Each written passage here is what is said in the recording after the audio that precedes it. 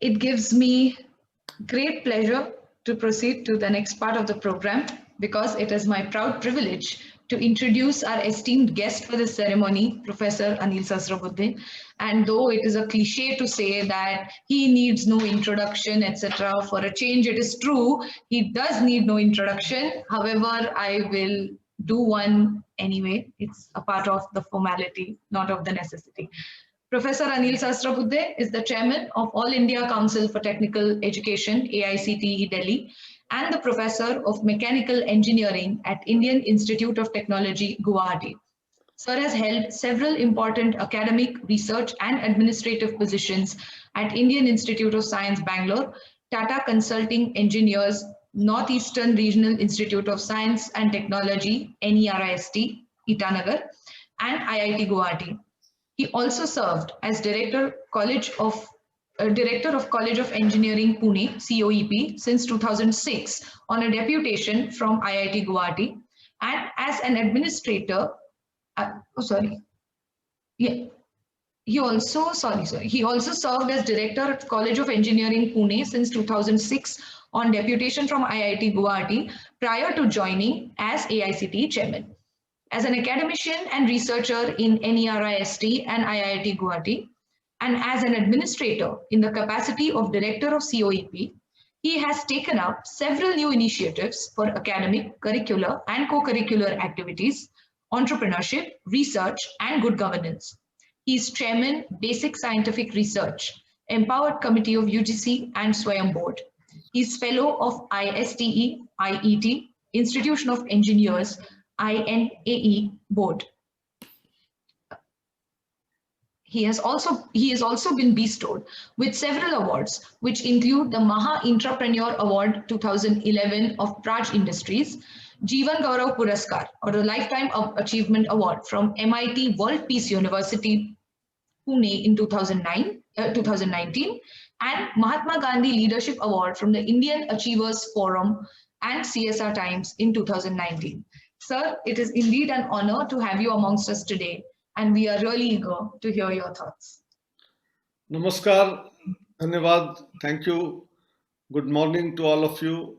A very important program of PTVAIM's the institute which is running this entrepreneurship and innovation initiative and program, under which you have got edition of Wings to Vision 2021, for which you have invited me. At the outset, I would like to thank the entire management, Sri Anil Ganuji, President of PTVA, who has been passionately driving PTVA's different educational institutions. We have young Dr. Snehalata Deshmukh, who had been again passionate, and Dr. Sucheta Pawar, Ridhima Mahabal, and many others, including principal or what you call director, Dr. Harish Purohit. All of them, the smiling faces, they are infectious. Since morning, in fact, I joined a little earlier just to check whether the platform runs or not. And I found that they were all active, they were all there, and we had a long chat informally, more than the formal program. And each one of them very passionately trying to say what they wanted to say, and those smiling faces, and absolutely invigorating atmosphere, ambience. I'm sure the college, not one college, all of these 3-4 colleges and other educational institutions which are run under the able guidance of Sri Anil Ganuji, Dr. Snehalata Deshmukhji. I'm sure students must be enjoying that enriching experience in the college. Now, coming to this particular program, incidentally, today happens to be the day which is observed as the National Science Day. February 28, 1928 is the day on which C.V. Raman and his student, Krishnan, they in fact announced the discovery of Raman effect, and on which finally he got the Nobel Prize in Physics. So I think when we are talking about innovation, I think we must remember some of our scientists of not only yesterera, so I'm coming back sometime later to the ancient science as well, but even in the modern science, in the 20th century and the 21st century, some of our scientists, despite a lot of shortcomings in terms of funding, in front of resource crunch that exists, it is only the passion which drives all of these people, and through that we are able to achieve excellence. And that also proves that Jyoti has come all the way from Pune despite the pandemic and a lot of restrictions that are there in Maharashtra. I'm aware if you are coming out of Maharashtra, there are a lot of checks, COVID tests are to be conducted. But more interestingly, Dr. Suchita Pawar in Los Angeles, I didn't know that. And just now, Madam told that she is, conducting this program from Los Angeles, where his child is having a problem, and that's why she has to go there all the way. But now it is crossed probably 10:30 in the night, and she is still actively associated with us after the day's hard work over there in Los Angeles. So I think that only can happen with the passion. And congratulations to not only these people whose names I have taken, but others. There must be a big backbone team, and nothing can be possible without a big team. And all the team members whose name I have not taken, neither they have mentioned, all of them must have put in their efforts. And there must be a lot of mentors when you are holding a competition of this nature, which is not just competition, but it is an exercise in learning. And that's what is COEI doing about Wings to Vision 2021. But another similar worded book by our former president, late president, Dr. Abdul Kalam, Wings of Fire. I think the fire in the belly is to be energized. Only then such things can happen. So it is in the students, whether it is in faculty, whether it is in administration. I think that is the role that the education should play. And you said that your alumnus, Onkar, Karnerkar is also there, who has developed his own niche area development. And your two wonderful interns, Sierra and Preeti, who have put up that nice short video film on one side, and then pushing the idea of the B-Plan contest to people around, that Center for Entrepreneurship and Innovation, which is there for a very short time. The institution itself is 11 years old. So you can see many institutions start struggling at age of 10 or 11. That is not even their adulthood, you are still not in the teens as well, So in that phase, if you are able to achieve such kind of idea where you set up an innovation cell, you have MIC's programs conducted, you score 4.5 plus on a scale of 5. I think all of that is just praiseworthy. So I compliment for all of that what you have been doing. All student innovators, be they from your own college or your associated colleges or other institutions whom you are supporting in your incubator. And looking at all of that, the Vice Chancellor of Mumbai University, for no reason that he has said that the land will be given to you for setting up a bigger kind of a initiative which will help not only Mumbai but the entire Maharashtra and the nation. I think that is the mandate which you are getting from the university also. I think I will close here about this contest and all that. You will know who are the winners little later. Certainly there will be some winners, some will not win, but nevertheless this is a learning exercise. So those who have won, they should not be on cloud 9 immediately and then start a complacent attitude, but they should struggle further in order to set their startups. During startup phase also you require mentorship, you require help, whether it is in terms of funding, whether it is in terms of technology, whether it is in terms of different ways of looking at it, in terms of market survey, in terms of getting funding and loan. So therefore, the journey has just begun. Your innovation has been appreciated, your capability has been recognized, and now it is the next phase, flying stage. That's why wings are there. Those wings have to be used for flying. And how high you can fly, sky is the limit. You can fly as high as you can. Where even aircrafts cannot go, you can go there. You can be like a satellite being launched, you can go to the other planets as well. That is how you should look at it. So your dreams should not be small. And our former president Abdul Kalam used to always say that dream big. And the dream should be not the dreams which are in the night, which we dream and we forget about them. But the dreams are during the day, and they should not allow you to sleep. That is the kind of dream you should have. And I hope all of you who are going to be the prize winners today, which will be announced a little while later, all of you take up your journey of entrepreneurship, creating the startups, and some of you, I'm sure, might be converted into unicorns. And during this pandemic, COVID time, when every section of the society was having chips were down, it is our country which charged up the whole atmosphere. I think I'm very happy that Honorable Prime Minister Modi ji all the time had been encouraging to fight Corona. And amongst all the countries in the world, probably we are the only one compared to, of course, number of cases are pretty large. I'm not saying that. But compared to the population density that we are the second largest population. China has a much geographical higher area, and it is dictatorial in some sense. Whereas with a democratic sense and still having so much of diversity, taking all of them along and then fighting Corona with the least number of cases and least number of deaths vis-a-vis per population, per million or per crore of population in a size of 1.3 plus billion population is an amazing act. And not only that, from day one, without making much fanfare and noise, the research on developing vaccines continued. And we were successful in having 2 indigenous vaccines. One of them, of course, with a technology from UK, but the manufacturing is entirely done here with the technology here. The other one indigenously developed. And there are few more in the pipeline. At least 5-6 of them are in the ready to go stage. And not only that 3 crore people are being vaccinated, those who are our Corona warriors, nurses, doctors, security personnel, cleaning people, they all are having high risk in the whole of this year from March middle to now in February. It means almost 11 months plus. All of them, put their lives in danger, but serve the mankind. I think that spirit, is just, it brings tears to the eyes. We have such people. We have such people who help others. More than caring for their own lives, they care for others. And that same spirit as a nation, we not only vaccinated our population, started doing it now. We want to vaccinate more than 40-50% in the next 1 year.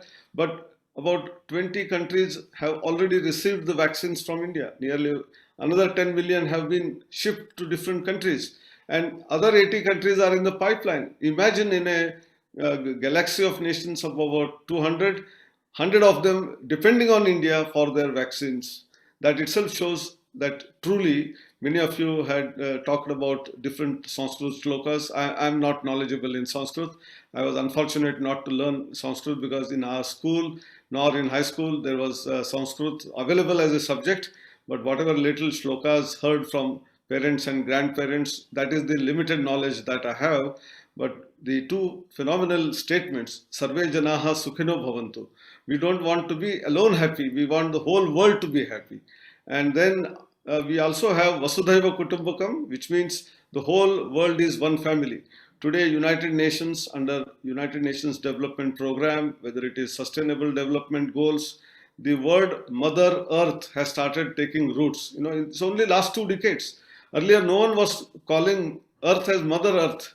We were the ones who always respected this dharti as our mother and never father, mother. And mother is the first teacher for anyone for that matter. And this earth is also the first teacher for us. We take birth on this. I think that spirit which our nation has displayed, all of us must be proud of all of this, what has happened, even during pandemic. And during this pandemic, I'm connecting now to this B-Plan contest. There are 11 unicorns, with $1 billion plus valuation that has happened during this 2020.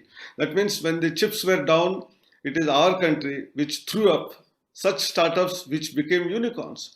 So I think although the GDP has come down, there is a huge crisis in economics, there were problems of job losses, there were people who were having little problem here and there during travel, and some of the family members' deaths. Those things will also pass by. And what a phenomenal thing when the jobs were lost from Mumbai, from Ahmedabad, from Hyderabad and Bangalore.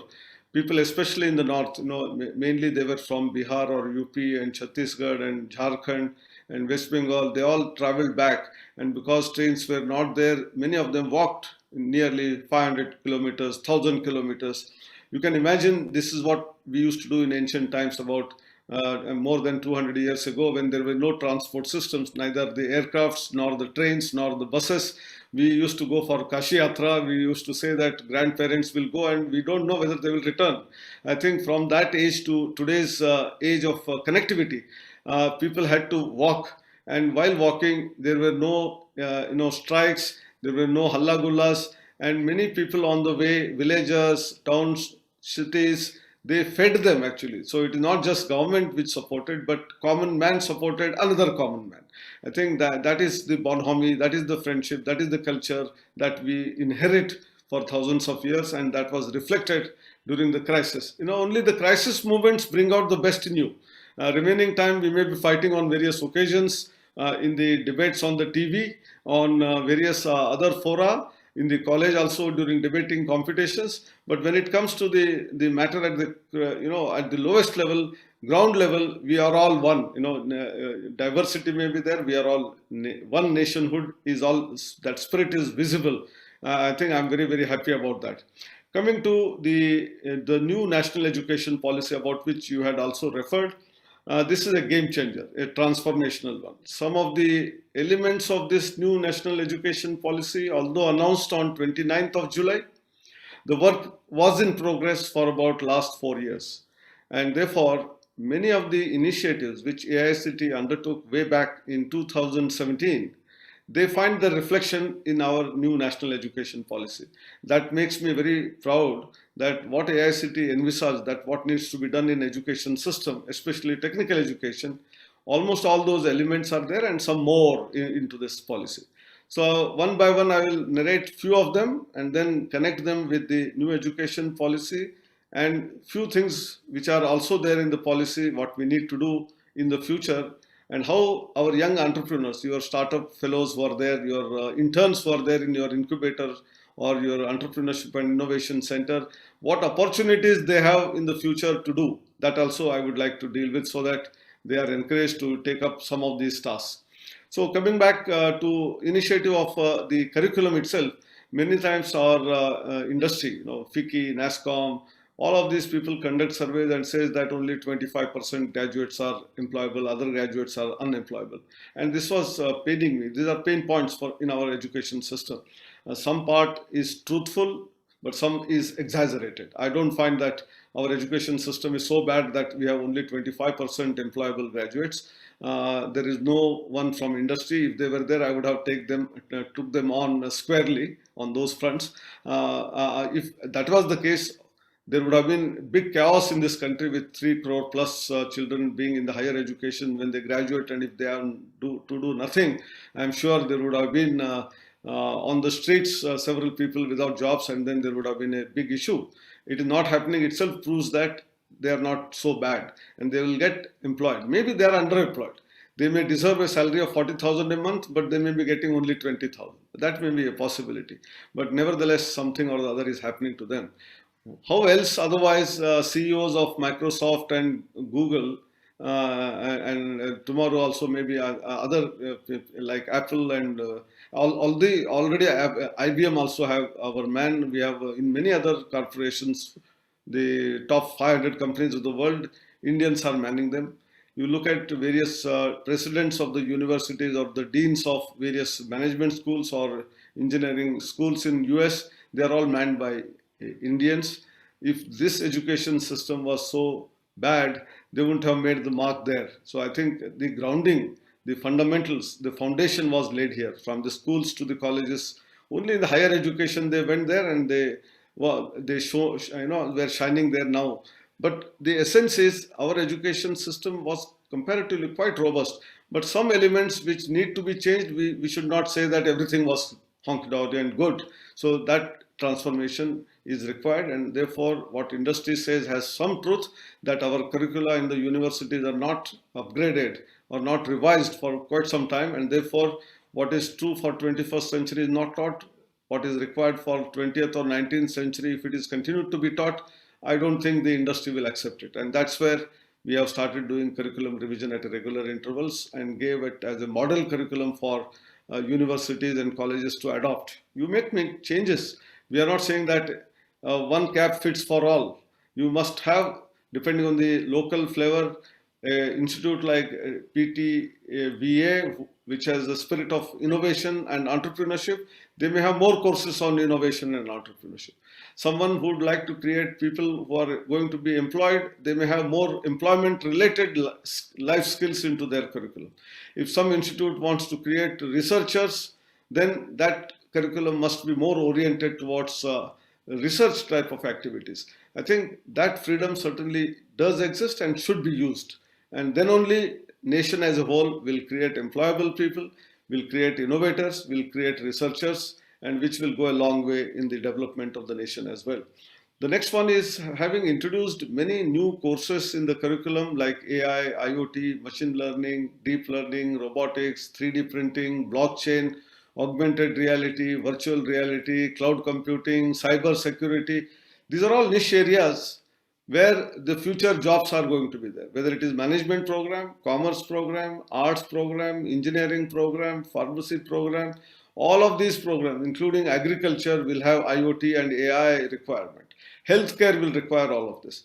And therefore, the curriculum having got these courses, the faculty who graduated 20 years ago, 15 years ago, who were not even having the flavor of this, because that time this subject did not exist.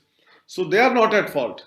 So how do you empower them? And therefore, faculty development programs under what is known as Atal Academies, AICTE's Training and Learning Academy, we have been able to conduct non-stop these programs of 5-day duration, nearly 1 week duration, starting in Monday morning till Friday late evening. Lot of assignments, exercise, tests, and only those who attend 90% of the classes and pass those assignments, they will get the certificate, not otherwise.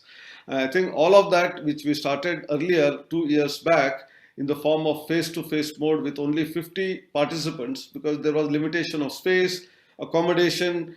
Experts also were limited because you have to pay for the travel cost, their accommodation in a hotel and all that. And the pandemic suddenly broke all of that, but we didn't lose hope. In the pandemic, we continued in an online mode using various platforms, and we have used WebEx, we have used Zoom, we have used Microsoft Teams, we have used Google Class, all of that. And then today, we conducted for the last 9 months or 10 months, 900 plus programs, and we have trained 1,15,000 faculty members in all these areas. And which earlier in the whole year, we had been able to do only not even more than 9,000. Where is 9,000 and where is 1,20,000? And we have a target of another 100 programs, and which will empower further another 30,000 faculty members, taking it to 1,50,000. We have already got registered in the world record by London in terms of this kind of massive training program which we have organized. Of course, this is during pandemic, thanks to pandemic, that technology was available at our disposal, and we made use of it very effectively. Our approval process also, we used the same technology of Microsoft Teams, and instead of visiting the campuses for checking the infrastructure, we have used Microsoft Teams to do that. And it has become more authentic. It has become more honest and transparent, and therefore there cannot be any place for complaint. Where everything gets recorded. If a facility is shown or not shown, if college will sometimes say we have shown and experts have written that not shown, or experts say that they have not shown and it is actually shown. Both will be exposed in the video recording that happens during this whole exercise, and therefore there are no complaints. There are no legal cases this year. So I think I'm very happy that technology, which we were trying through ISRO for last 3 years, I was experimenting on that without physically visiting the campus, how do we do inspections? And that was not successful because of limitation of technology. But we used a different technology, that is the platforms like this, which we are using today, Zoom. We have been able to meet each other on a virtual platform exactly the same way. We were in a position to even locate the GPS coordinates in terms of latitude and longitude. No cheating is possible. And therefore, we have a robust system of accreditation or checking of the facilities developed, which is thanks to technology. The third one is teacher certification program of 8 modules. The policy talks about extensively creating teachers who are passionate. How do you do them? And for that, unlike in school and high school, we have B.Ed and D.Ed requirement in higher education, like in management or engineering or law or medicine. There is no requirement of any pedagogical aspect. We all depend on only MTech or PhD or MPhil or PhD or MA, MSc or PhD. But we have nothing like teacher certification program. So we evolved it last 3 years, and it has been rolled out in the form of a MOOC course, Swayam course. These are all 3 credit, 8 module, totally equivalent to 24 credits.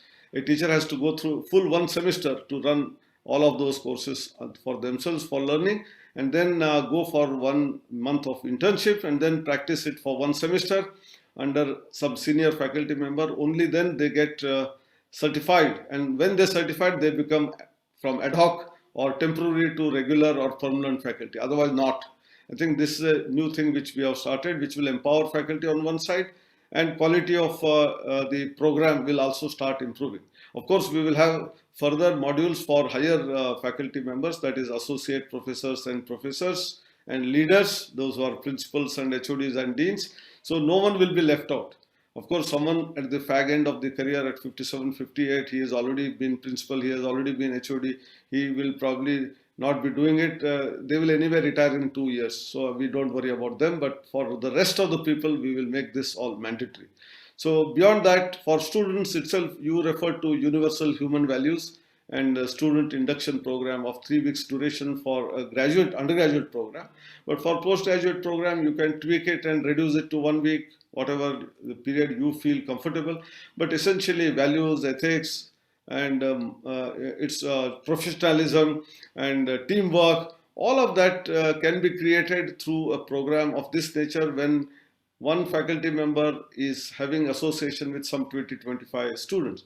You go to a movie together, you go to a picnic together in that 3 weeks. I think how wonderful it would be that a teacher comes with students for going to a movie. This is unimaginable today, because we are all used to a class of 60 or 70 or sometimes even 90 or 100, and teacher comes and lectures for 1 hour and goes out, and hardly names of from 5-6 students are known to the teacher, because some student at the back bench will send aeroplanes, and therefore you ask the name and then penalize that student, or the front benchers who will answer to your every question and therefore you know their names. Remaining 90% of the students remain totally away from the contact of the teacher. So how do we bring that contact? The ancient Gurukula system, where teacher and taught used to be all the time together, whether it is fetching water from the river or going into the forest to get the fuel wood, to doing different types of learning exercise. All of that used to be jointly done by the teacher and the student. So when we say learner and learning centric education, teacher is also a learner. He has to be a lifelong learner. A teacher, if says that I had learned this long back and I remain where I am, I think something is wrong with that teacher. So I think this lifelong learning philosophy through Atal Academy is what we are doing, has to be encouraged for teachers to engage into this. So we have this program for faculty members to handle this universal human values program. We have made internship mandatory. You rightly pointed out that you have internship, which is mandatory in your institution. We said that at least 6 months students should participate in a 4-year program, or 3 summer vacations at a stretch to 2 months each. They will get exposure to industry, the requirements of the industry, and then they can connect what we learnt in theory, where and how it is applied. Going to villages, social sensitization, creation of empathy through Unnat Bharat Abhiyan program, water resources program. You talked about the tribal village which is near your college, and you have also encouraged some of the women entrepreneurs coming out from there, and they have done successfully well actually. I think this is what our students have done. We are well off actually. Our family has good income. So how do I take care of the last man in the same country? The education which we are getting, which is GR of 27%, which shows that 73% are out of the higher education system, and we are getting this education at their cost. So what can I contribute to their lives? I think once we start thinking in those lines, many innovative activities will come up, many innovative solutions will come up to the problems they face in terms of whether it is water, Many villagers today also in tribal areas, they go for fetching of water in the early morning to a distance of about 7-8 kilometers at times in the summer. In winter and rainy season, probably maybe a little less distance, but in the summer, when water shortage is there, they have treble problem. There is a problem of sanitation, there is a problem of hygiene, there is a problem of education itself, healthcare. I think how each one of us can contribute to the well-being of all of them is what finally Atmanirbharta, which our Prime Minister talks about, will happen. Starting from Swachh Bharat Abhiyan, having toilets in the schools. And, many girl students were not going to school because of this. People did not realize for all these 70 years that some of the girl students were not going because during the periods or for if the toilet is not there, boys can go here and there. What about girl students? And therefore, the education of the girls was not there. Today, I am very happy that the gender equity ratio in higher education has crossed 1. Today, there are more girl students in higher education by small whisker margin ahead of boys. It is 1.05. So it means little more than 50% girls are there now in higher education, and boys are 49 point whatever 9. So I think girls have pipped the boys in terms of that. And of course, when we go to various convocations and graduation ceremonies, and the awards are announced in most of the colleges, then in the last 10 years I have observed the girl student strength used to be 30%, 40% at most, and 60% boys. But when it comes to the gold medals and the ranks, it is the reverse, 70%, 80% to the girls and only 20 to 30% to the boys. So now when 50% girls are coming in, I think boys, be careful, you will not get any gold medal at all. So you have to, be strong enough now to start competing with girl students. So I think that is the case which is happening. So I have talked about innovation movement. We have MIC, which is established by the ministry in AICTE 3 years back, thanks to Smart India Hackathon, which we started 4 years ago. Our Prime Minister keeps on mentioning this at different places.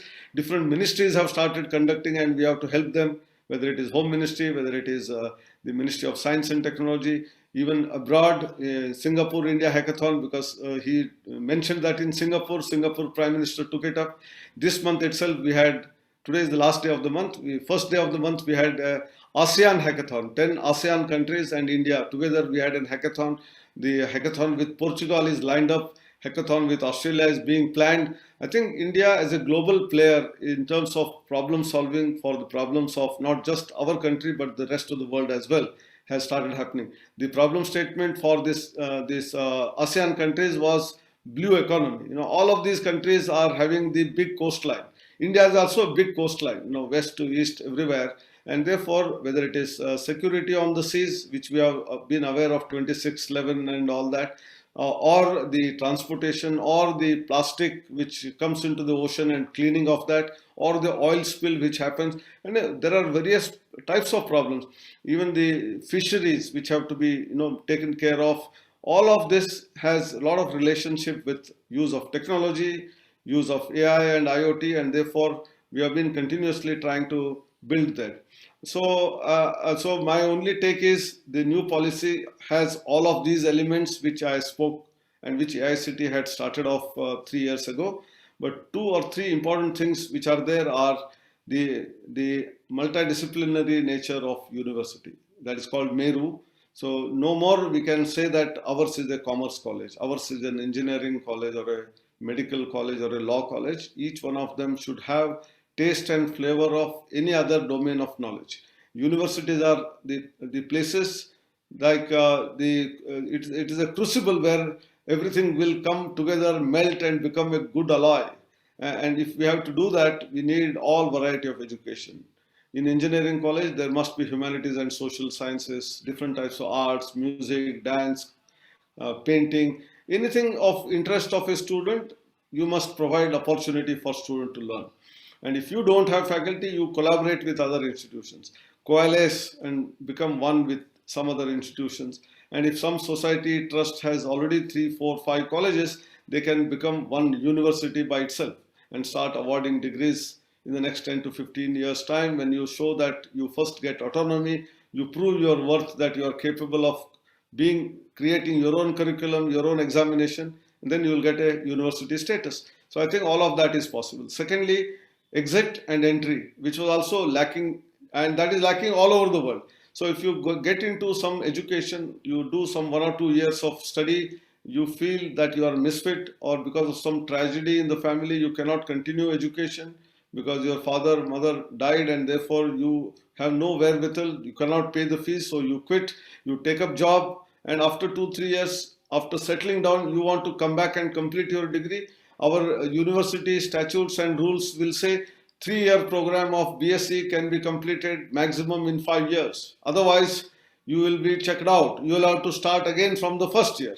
So I think this policy talks about exit at any point in time, carrying out those credits with you in the form of academic bank of credits, like a bank account. You store those credits and come back and encash those credits subsequently, even in the same college or other colleges as well. I think that is fundamentally different from what existed earlier to which does not exist anywhere in the world. So I think that's why I said this policy is reformative, transformative, enabling, it is empowering, and therefore if we are all able to commit ourselves to all of this and try to do our bit, and which you already are doing, PTVA is already doing, if all the colleges are mentored and they start doing this, that vision of becoming self-sufficient, Atmanirbhar, will not be a long way ahead. Maybe 5 years down the line, we will be one of the towering nations in the world, creating different types of new technologies. And my young friends, your alumni, your students who are part of the incubator,